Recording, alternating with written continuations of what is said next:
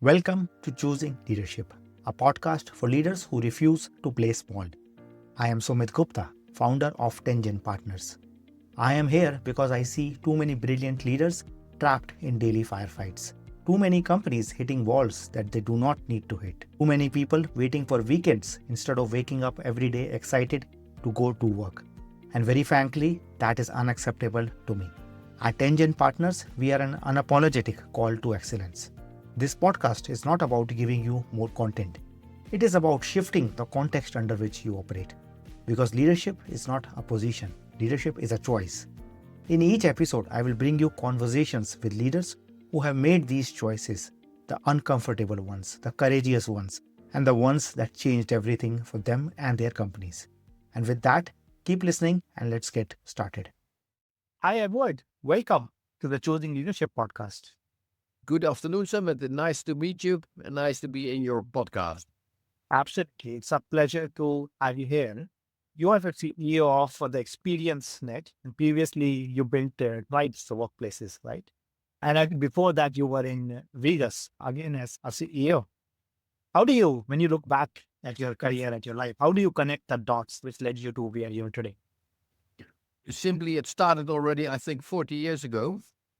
So the first thing after the university was working for a bank, ABN, called at that time.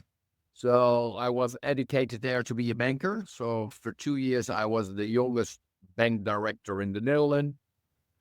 But then after 3.5 years, I thought, okay, there should be something different than only in banking.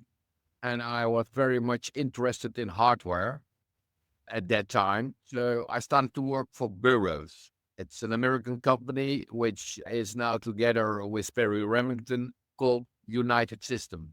And that was the big competitor for IBM. I had hardly any knowledge about hardware, but I was a commercial guy. And they asked me to sell to the financial service industry. So I started doing that and I loved it. So I stayed in that industry for about 4 years. And then there was a kind of cap on bonuses. Before that, it was good. So I thought, okay, I have to do something else. And I was asked by a other bank, a private bank, Bank Hope, to be their director of marketing. So did that also for 3 to 4 years. Then a swap to a Robeco group, also in marketing. And after that, I was the CEO of Euroshell, and that was the digital unit from Shell itself. But I was not long there because for me, that was a too big organization. And I myself am an entrepreneur. So I started working in the call center industry, set that up, did that. And then in the end, I thought, okay, I'm going to retire because I earned a lot of money and this is enough. But all of a sudden, I was asked to lead Regis here, and that was a totally new product and totally new service. And I thought, okay, let's start in the real estate industry. And for me, that's 20 years ago. So 20 years ago, I started in the real estate industry. I think I was there for about 9 to 10 years. And then again, there was a moment that I said, okay, should I still be working? And there was a guy who had a big portfolio on real estate, 90 properties, Belgium, Germany, and the Netherlands. And he said, okay, really, you have to do something about my total portfolio because I want to sell it. It has no name. There is no brand awareness, no flexible solution. Is this something you could do? And that company was called Chanel Group. And that was indeed a big portfolio. And I managed that was sold within 2.5 years. But in between, I thought, okay, I still want to be an entrepreneur. And I saw at that time, 10 years ago, that the flex industry was still booming. So the flex center industry. And I thought, okay, going back for wages, that's too big for me. I'm an entrepreneur. So I started to one of myself, started Tribes Inspiring Workplaces. And indeed, took me about 10 years to build that company. But again, after 10 years, you should do something else. Again, I thought I'm going to retire. Again, that didn't work out because, I think working is my hobby. So now I'm leading the ExpressNet, which is ExperienceNet, which is a platform for developing big complexes for students, seniors, or working people. So that's where I am now. So every time there is a momentum that I thought, okay, going to do my other hobbies, but my big hobby is still working. So Yeah, you said multiple times, right, that yeah, I thought of retiring and yeah. I am an entrepreneur. When did you realize that? And what keeps you going, right? Especially after the point where you don't need money. What still keeps you going, showing up every day? Yeah. The thing is that if you stick to working, you are still living in the world. So you understand what's going on in the world. You understand what the business is going to be. You understand a lot more because you talk to a lot of other peoples. No. I have had a lot of friends who sold a company and are doing nothing anymore. Oh, they are isolated. They are not in a world with the community. So for me, the interesting thing is if you are still working, you can still connect and talk with other people, and therefore you can still grow yourself, and therefore you can still develop yourself. And that gives me energy day in, day out. Yeah, and if I see your previous company and current company as well, is about communities. Yeah. What has communities played a role in your own personal life right now? Yeah. If you describe this as the reason that you work to be connected with people in communities, how has your relationship with communities evolved? Yeah. Yeah. For me, in business, community is the most important part in whatever business you are, in banking, in hardware and software, in call centers, real estate, community. And what do I understand with that? It's that you connect with other people and you communicate very transparent. That's the essence of life. If you are transparent and you communicate, even if it's going tough, but still see through that you talk to each other, you will achieve things. For me, especially in my journey with tribes, when I visited a lot of tribes all over the world, I do understand that community face to face with people is absolutely important to survive in the world and to build and grow the world further than we are now. Yeah. And how do you build it, especially today, right? Because I'm assuming you are also, if I'm not wrong, a remote organization, right? And you're operating in multiple parts of Europe. And even today, we are meeting virtually. And I'm assuming you're doing many of your meetings without face to face interaction. So, how do you create culture? How do you build culture both with your employees, but also with your customers, with your investors in the world that we are living in today? Yeah, for me, it's important to do a lot of face to face conversations. So not only do with team, that's a possibility in team, but that's the second thing. So of course it's efficient if you already have a relationship with somebody that you indeed progress further in Teams meetings. But I did travel a lot all over the world because in that sense, I learned a lot about the different cultures. And if you look at our sentences, there are a lot of sentences which you can't smell, feel through a Teams meeting. So you need to be in that place to really understand the culture. For me, that's the basic of starting a relationship. So I work according to 3 R's. It's building your reputation. From your reputation, you get a relation. And in the end, after you have a relation, there will be a trade. That can be in a private life, but it can also be in business life. You get that if you have a really throughout set up good relationship. And a relationship can be made, but you need to meet each other face to face from the beginning. Yeah. And do you deliberately plan in these face to face engagements with the people that you work with? Speak a bit about that. Like how What I do, the people I work with, I always have a one-on-one every week. That one-on-one is not explicitly about progress, but more about how are you, what are you doing. I do that through a what we call a Socrates way of working. So indeed, understand what the other is doing, asking a lot of questions, and then see where you can help the other one to progress in his. So it's not always that you know everything better, but it's understanding where they are, what they are doing, and how can you help them to progress. Yeah, absolutely. Thanks for sharing that. Can you speak a bit about the vision that you have today with the experience net?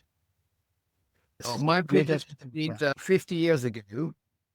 There were a lot of office buildings, but no computers. And 50 years from now, there will be no office building, but the computer is still there. So what are we going to organize? How do we then work together? And that's indeed more through meetings, but in the end, you still need to work somewhere. And therefore also was my vision that in the end, it will become more, buildings will become more a living concept, a community concept. Complexes where people do have a studio and a bedroom and they work together downstairs. So the buildings will be still there, but not only exclusive for offices. There will be buildings where a lot of things are in.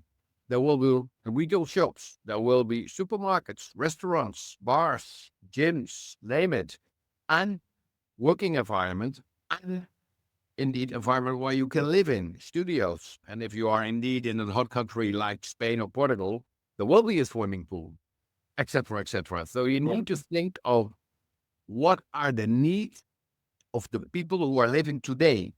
And those needs will deliver other way of designing buildings than we had before. And that's my vision. Yeah. And can you share some examples of some unique design elements that you already have in your buildings? No, it is that we all started with student complexes, and that's now a market which is growing very fast. And that's indeed, we have a student experience, about 7 big complexes, where we have between the 500 and 800 studios in different countries. There is a different community, different culture in Netherlands, Amsterdam, Leiden, and in Madrid and Granada, where we are, that you need to involve the local people to build your development, but also to manage that development. And you manage the community who is inside. But there are also other great examples, like the competitors of the social hub, who already have a portfolio of 1 billion, with a lot of premises throughout Europe, where they indeed see that people who are working also can stay and can sleep overnight. So we are becoming all more and more a digital nomad. So we are not sticking at one place, but we are moving around because we are still very much interested in other cultures. We are still very much interested in what's going on in the world. So you see that people are not longer staying for a long period at one place, but move from one place to another place. And maybe that's not in my generation, but the generation below is doing it far off more often. If you look in Europe, if you compare that with 30 years ago, people younger than 35, they have more communication between countries. I think it's 5.5 times higher than 30 years ago on a yearly basis. So that's extremely more. So that's the needs of the people nowadays. And we should address those needs by building those kinds of complexes. Yeah. And does that become a challenge? Because when you say 50 years from now, there will be no offices, that's quite a stark contrast to where every city would have a downtown area where people would come in every day, then they would go out every day, right? And I'm assuming your role requires you to talk to bankers, to investors, maybe even to policymakers, right? Which many times are conservative or are seen as conservative. How do you, because I'm assuming your role would require a lot of convincing or concepts of building to create funding, to create the investment, and even the agreement for something quite different. Yeah. Does that present a unique challenge for you as a CEO? Well, yes, this is something which is going on for a long period already. For example, in 2011, with Shell Group, we have built the first student complex in the Netherlands. Yeah. That is, at that time, it was not an official box where people could invest in. Nowadays, it is.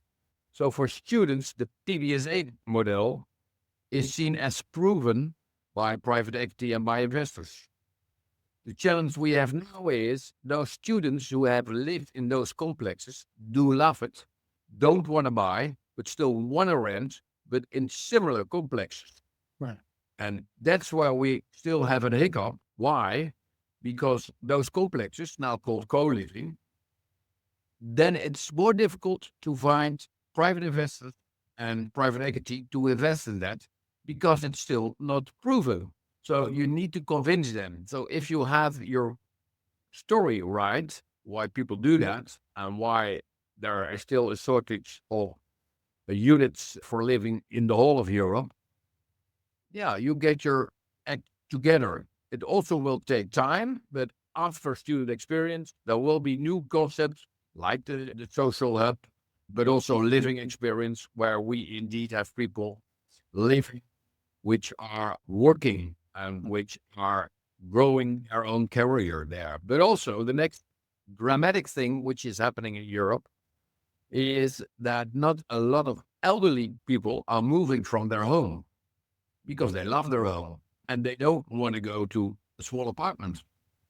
So they stay there. And that's a difficulty because then we don't have enough units for other younger people to go to.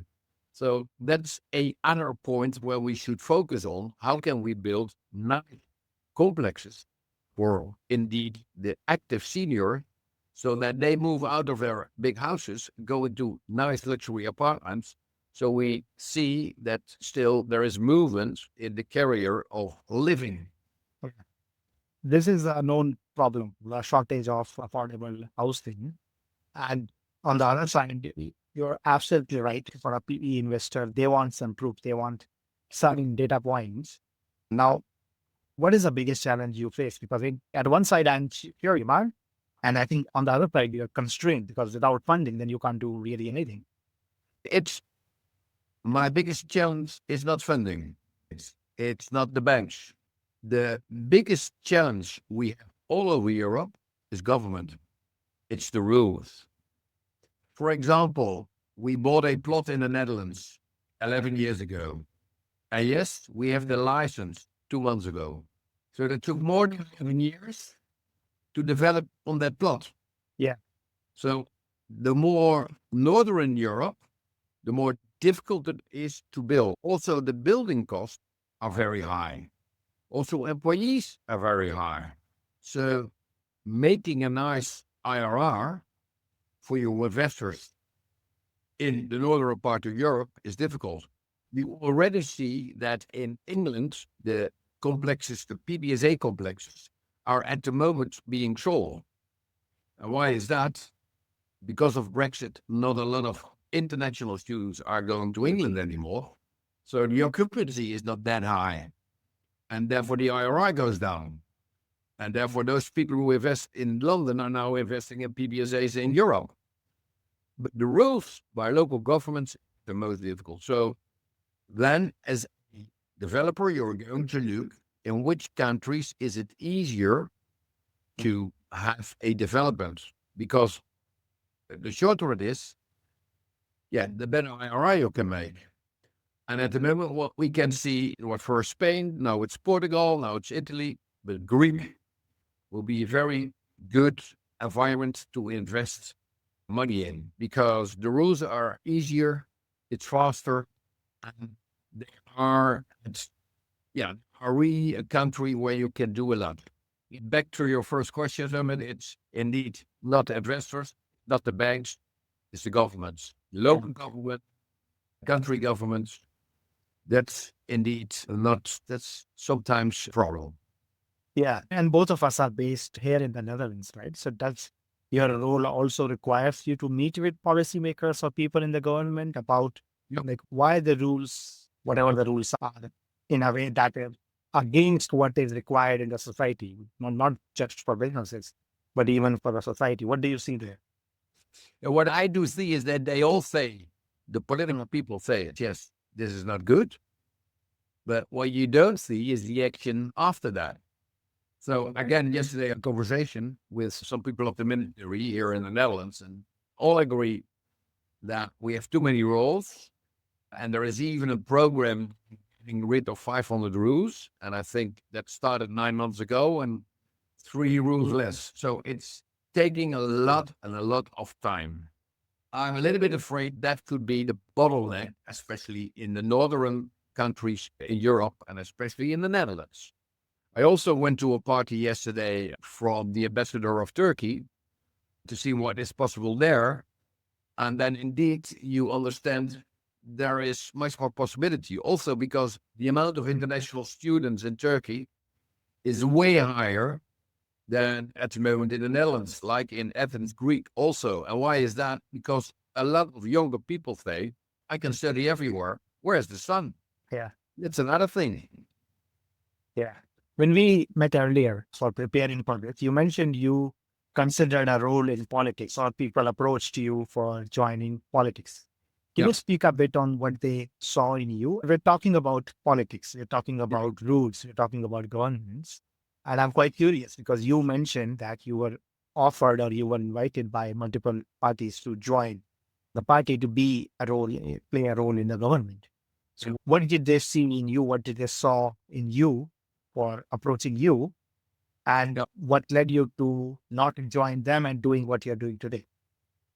Yeah, that's all in, again, what I say, personal communication. So you talk to people. Yesterday, I'm not aware of the country of Turkey, but by talking to them, having conversations, you get more insights, you see more possibilities. So therefore, I'm on a lot of network events to talk to others. If I'm going to network events, I'm not walking to the guys and girls I already knew. I know that most of the time there is a list on an event, a network event, and then you're going to see, okay, who of those people I do not know yet, and what are they doing, and is it interesting to have a conversation with them? So also a networking event for me is a very structured event. At least I want to speak to 10 people I do not know. So that doesn't mean that you stand next to your colleague for 2 hours and then say, this was nice, having a few beers, and then go, oh, no, that's a structured way of working. It's to see through that you have more connection with other people and therefore get more knowledge than you came in the meeting before. Yeah. And what do you see? What do you think that people in government can learn from entrepreneurs, right? Because you repeatedly said, I am an entrepreneur. And I think that allows you to put yourself into uncomfortable situations or in front of people where you disagree. So what do government needs to learn or imbibe from being an entrepreneur? The big thing they should learn is don't stick in your own bureau, but also go outside, talk to people, talk to and do understand what the issues are. And what at the moment is happening is that they are all talking about what's happening all over the world with all the wars instead of focusing on what do we have to do in our own country, in our own city? How can we see through that our inhabitants are growing, developing, and have everything they need? Stick to that, what you can indeed change. So more focus. At the moment, if you go to a news, or if you're listening to a news show, Yeah. you hear all the politicians talk about all the wars going on. But what's our influence there? Zero. What's an influence we have?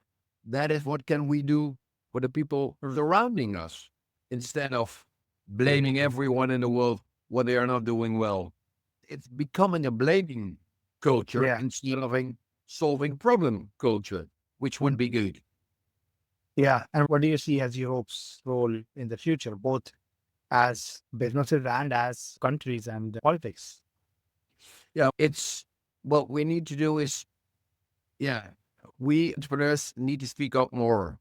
We need to show our business cases. We need to tell how we can help people to do other things.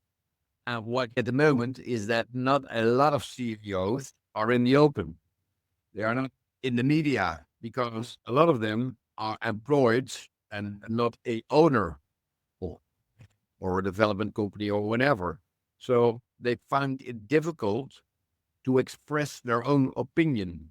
If you talk to them in a small group, they all say, I'm going in the right direction and blah, blah, blah, blah. And if you ask them, speak in the open, most of the time they say, hey, I should be quiet because I have some of the shareholders who they think different. And that's a little bit becoming a problem because we need people stand up and say, okay, how can we solve all the problems we have at the moment in the world? But we should start to do that in our own environment instead of doing that for all of the world. Yeah. Would you say, because you are speaking quite freely and openly today, so would you say that you're more free and more open to speak about something in a forum or in a channel like this, even if somebody doesn't like you, or there might be an impact on the business, right? On what you're doing. Yeah, no, that's true. I was always pretty open in everything. My father taught me, okay, 50% of the people will like you, but 50% of the people will hate you. Of those 50% of the people who like you, 25% you will have a relationship with them, and only 5% you will have deals with. Keep that number in your head. You know that it is sometimes okay if somebody doesn't like you. Don't invest any time in that. Only go with the people who are not the no thinkers, but the people who believe in change. If you do that, and if you select the people you work with in a good way, it breaks you somewhat. But on the other end, I also think that you should also talk to people who have other opinions and other arguments. The only thing is that you indeed need to listen to them to understand it better. Because often we go in a kind of fight in a discussion. I think this is this. What you could do better is first understand what they are meaning, listen to them, and then see if you could move his way, or if you have good arguments to say that we should move to another way. But I think it is a very important thing for people, and that's becoming more and more difficult these days. Absolutely right. It's in a world which is moving so fast, the ability to slow down and listen almost seems like a superpower. Yeah. Right. And now I want to come back to your role as the CEO of what you're doing today, because of, let's say, the rule, but also because of you need time to build property. You need time to fill a property, which means that the periods are many times like half a decade or something like that. How do you deal with employees, especially because that I'm assuming that creates a lot of uncertainty, and the Well, whole world is fast. yeah. The thing is, employee people. So don't treat them as an employee, but treat them as a person. And if you treat people as a person, you get more from them than if you treat them like a traditional employee. You should do this, that, and that. No, sit down, say what you want, and ask them, how can we achieve that? And how can we work this out? So it's very important that you are not only building a relationship with your people who work for you based on what's going on in your work, but you also need to understand the people who you work with, how is their personal path?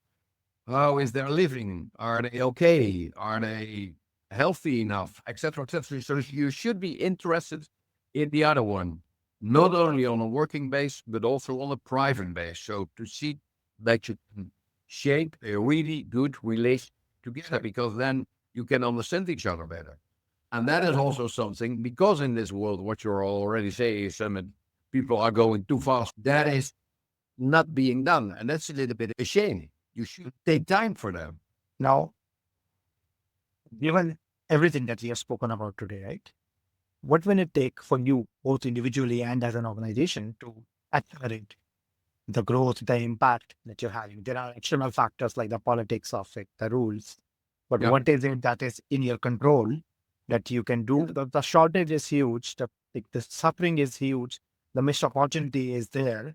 Yeah. What is it that the future requires of you and then the people that you work with? Well, you can accelerate your growth path to step out of your box. So, for example, we were first only developing complexes in the Netherlands. And if that is not working anymore, you should look around. Where in the world can I still be efficient enough to do this? And therefore, we went more and more abroad to see, okay, what can we do there? And maybe there are people who really are interested in our products and our services. And maybe there is also a government who do understand what we need to do this. So it's thinking out of the box. And so a lot of people always think, okay, I'm working in the Netherlands and Belgium and Spain, and I can only work here as an entrepreneur. That's not the case. So if a government makes you difficult to be an entrepreneur, bye-bye, and look where it's possible. The quality life in the Netherlands is great, but being entrepreneur in the Netherlands is becoming more and more difficult.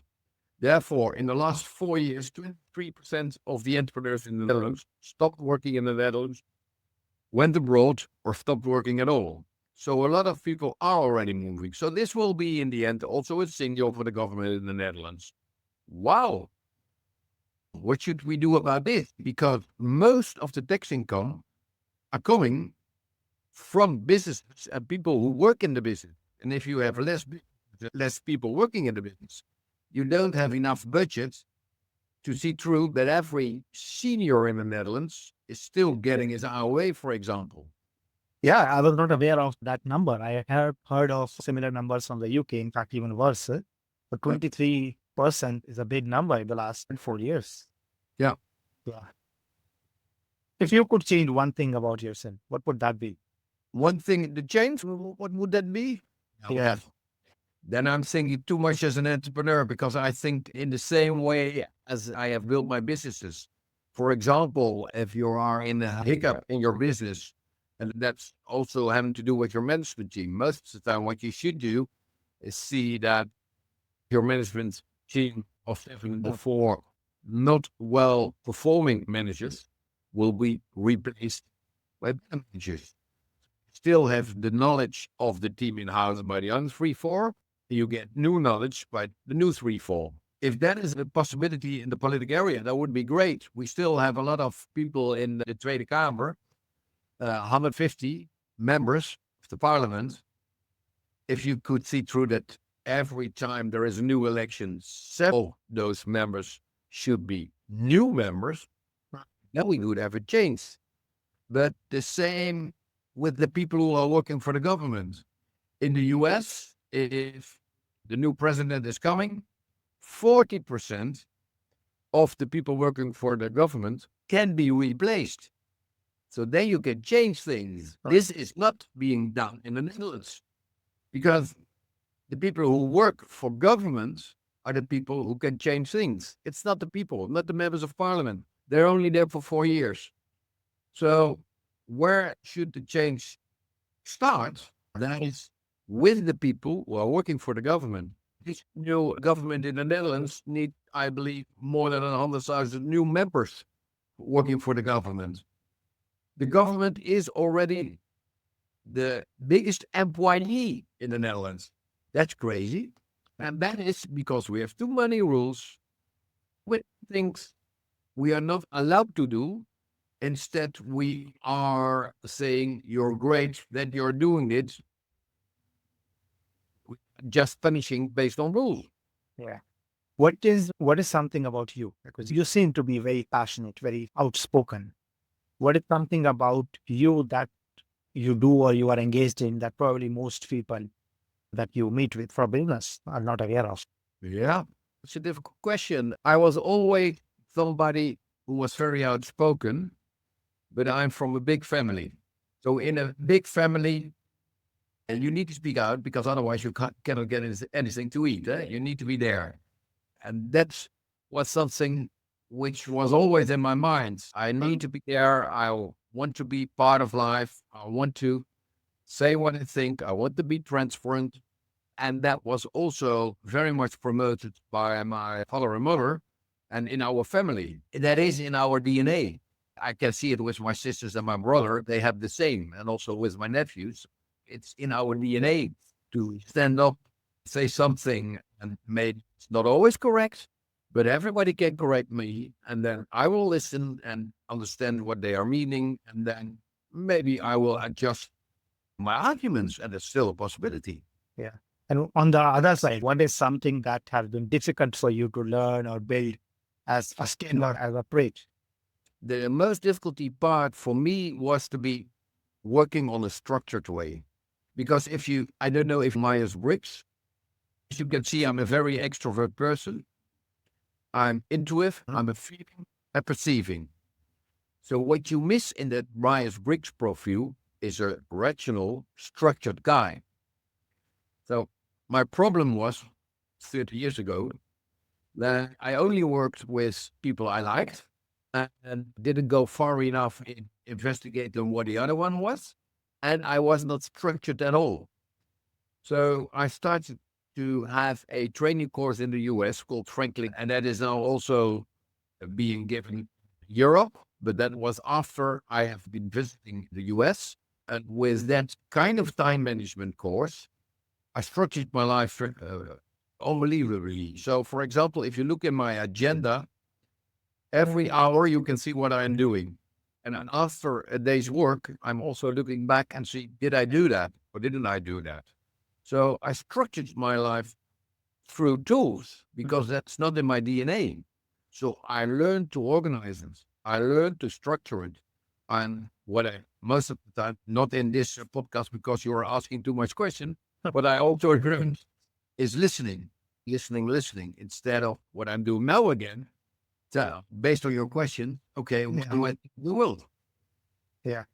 How do you create that space? Maybe it's something part of your calendar to reflect, to stop, right? Because one thing which you're saying with that creativity is an almost active mind with ideas or solutions or something to do, right? So structure is okay, something you have built, but what is there in the structure that gives you space to reflect, to think? Yeah.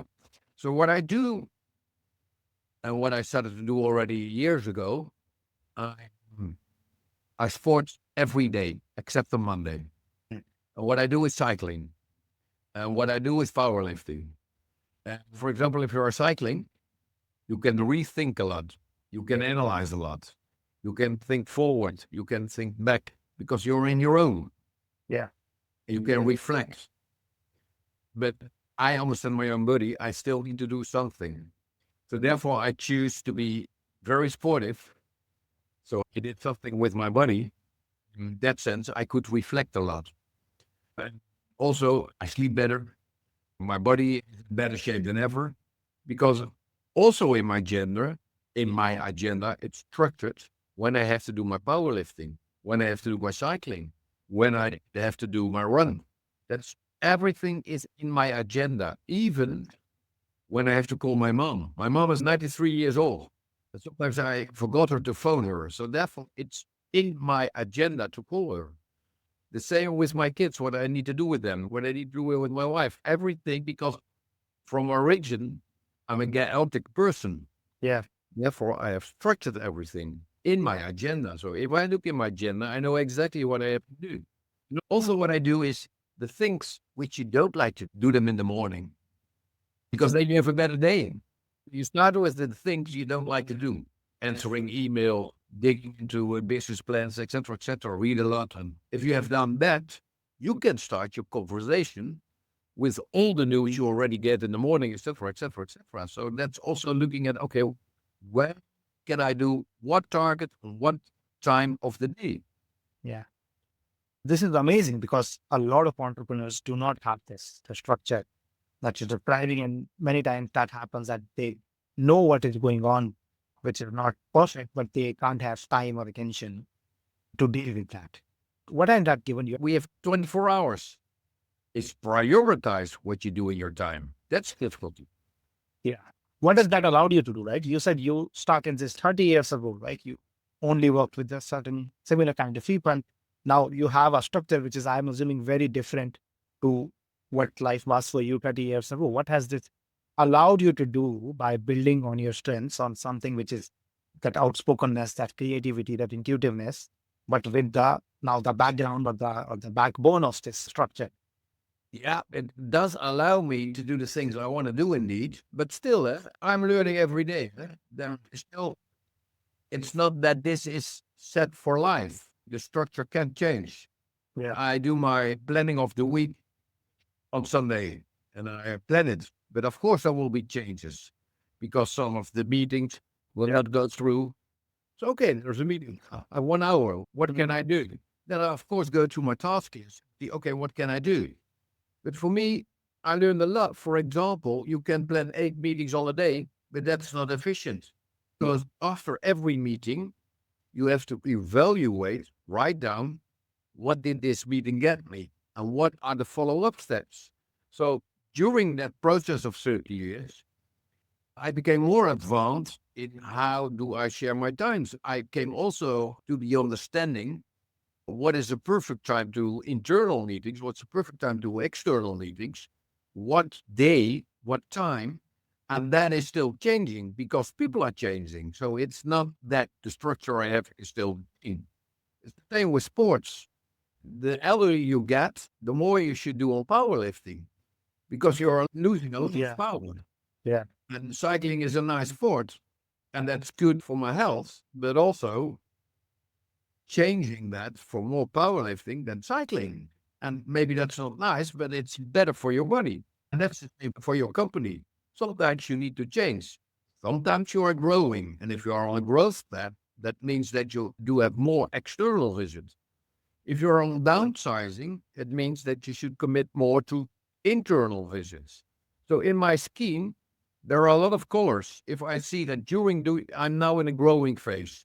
If I see that I have a lot of yellow meetings, for me, that's internal meetings, then at the end of the week, I'm saying, I'm growing. I only have yellow meetings. That's not good. I see change my system to more blue meetings. Those are the external meetings.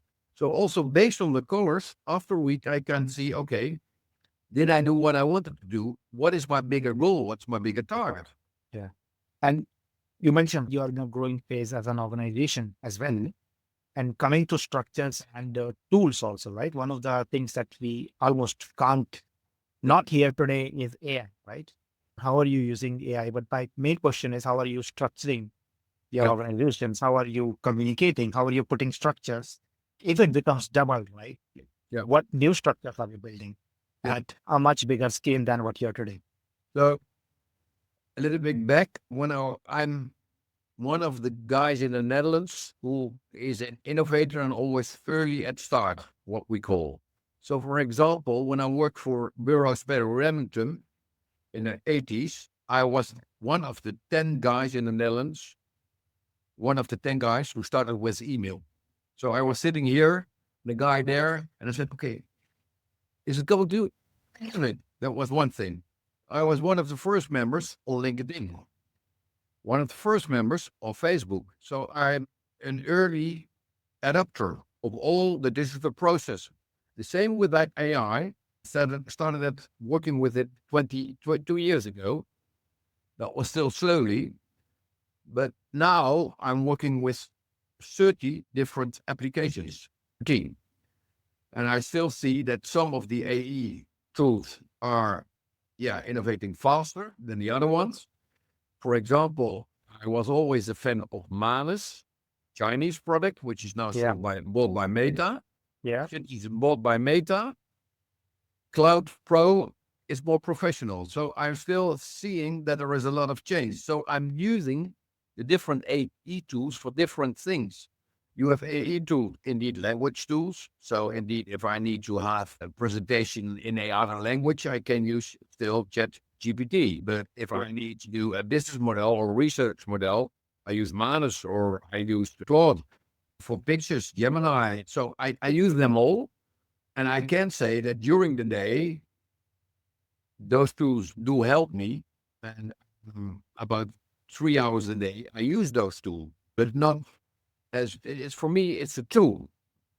It's not the solution because you still need to put the structure in like you want to have, for example, the business plan. Yeah. And that is, I think, the great thing for people who went to university and did a lot of business plans on their own. The benefit for us is we know how to set up a plan. The people who are now on the university and have no experience of building plan do believe that the AI solution is the solution. But that's not always the case because you still need to read back what the AI tool delivered you. And then I think still a lot of things are not correct. And you need to change them with the correct prompt, etc., etc., etc. So I do not hope that in the future nobody learns in the traditional way because then you have a way of seeing through how a plan should be built. So AI for me is only a tool, a lot of tools, who make me more efficient, but that doesn't mean that they are doing my business. Yeah. And do you have an example in the business itself, in the company, in the organization, apart from your personal use, where you see AI is adding massive productivity gains, right? It's either one person can do a lot more or a smaller set of people can do Well, something. where does IE help Yeah. us the most? That is in administrative processes and research and finding things. What it can't do is make the deal. It's not a commercial thing. You still need to have a relationship with somebody to make the Yeah. deal. Everything where the emotions come in, so that's also in a lot of conversation, AI is just a tool. It can't help you in that sense. Of course, you can listen. And indeed, if you record this podcast, it comes with a note. But if you see the notes, then you always see that it's not complete. Still not complete because we're talking too long and it's too much data. So it can't be correct at all. Yes, they take out the essence of the story, but often the most lovely parts of the story are then out. So you still see that people are a very important part in the emotional part of business communication. And that can, and for now, it can be done by with the AI. Maybe in the future, I don't know. You never know. That's not. And I think you were adding earlier, right, that even face-to-face interaction, there's a lot of elements, smell, touch, which even a video call cannot like replicate. And similarly, I think there's a lot of richness to human interaction, which an understanding model, which ineffectively an AI is, it's an intelligent understanding model. You leave out because it's beyond its capacity by design, by definition. Yeah. And from that place, humans will also or always have a very important role to play in business, in politics, in life, in general. For example, there are a lot of banks at the moment saying with AI, we can save a lot of costs on people. But the thing is, if you now call a bank, you're not on the phone with the person often, but it's in the menu, etc., etc., etc. I think that in the end, if you see through that AI helps you to have better administrative processes, you free up people who could come in contact again with indeed the customer. Because a lot of the big organizations do not have any customer contacts anymore. Yeah. The energy labels, for example, everybody is looking at, okay, what are the prices? Okay, I should change because the prices there are lower. Boom, pass. Nobody's talking again anymore. But if you see through that is coming back again, maybe you can see through that despite your price is a little bit higher, you can still see through that the customer stays with you because you can explain why the prices are higher. Now, at the moment, everybody who is selling products online, it's not about quality, but most of the time it's about price and a higher discount. And discount is good, but not always good. Yeah. And I think what I am seeing in my work that there are a lot of loneliness with the increased usage of tools, even mobile phones, then now AI. Now, a lot of people are using AI to cut human communication. And I think what I think is the real benefit, both in business productivity, but also in human happiness and richness, is to use AI to cut the non-human repetitive work that humans used to do so that humans are freed up to talk to other humans, right? If you have employees in a company, I think their best benefit is to speak to customers. If you're a CEO, your best richness with no tool can replicate is to speak to your employees, speak to your investors, as you said, like deals. That's your highest leverage as a human being is with another human being. It's not sitting on a computer. It's not doing analysis. It's not doing research. And so that's what I am also discovering. Yeah. Edward, this was a wonderful conversation. I can just keep on going. But before we end up, what is the best way for somebody who listens to this to reach out to you or to find out more about what you're up to? What I am up to.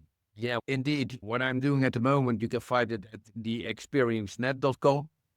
But I'm doing more than that. So the best way to see what I'm doing is follow me on LinkedIn because I'm also in radio programs, which I do post there. I'm kind of journalist. I also write a lot of articles on what's happening in the world. And yeah, that's something which also give me something back. For example, if I'm in a radio program every Tuesday, I get some things where I should speak about. I need to investigate what is this, because often those are new things. So for me, that's also a development. And if I have had that radio show, I also will put that on LinkedIn. So I have a lot of followers on LinkedIn. I like to have a lot of comments on LinkedIn, so I can indeed see through if my arguments are correct or not correct. And then there is a lot of conversation also going on LinkedIn these days, more than there was in the past. So that's nice. Thank you for sharing that. I will include your profile in the show notes. And thank you for coming on the show and sharing your thoughts, your views, and what you are up to in the future. Very free. And I sincerely appreciate that. Thank you so much. It was a nice hourly conversation with each other, and I liked it very much. Absolutely. Thank you. That's it for this episode of Choosing Leadership. Here is what I want you to know. You are capable of so much more than you currently think that you are. And that is not because I have all the answers. That is because I have lived it. I have gone from hiding behind a comfortable tech career to building companies, coaching CEOs, and standing for impossible dreams like taking India's volleyball team to the Olympics. So if this episode hits you, if it resonated with you, share it. Tag someone who needs to hear this. Tag someone who is currently playing smaller than you know that they are capable of.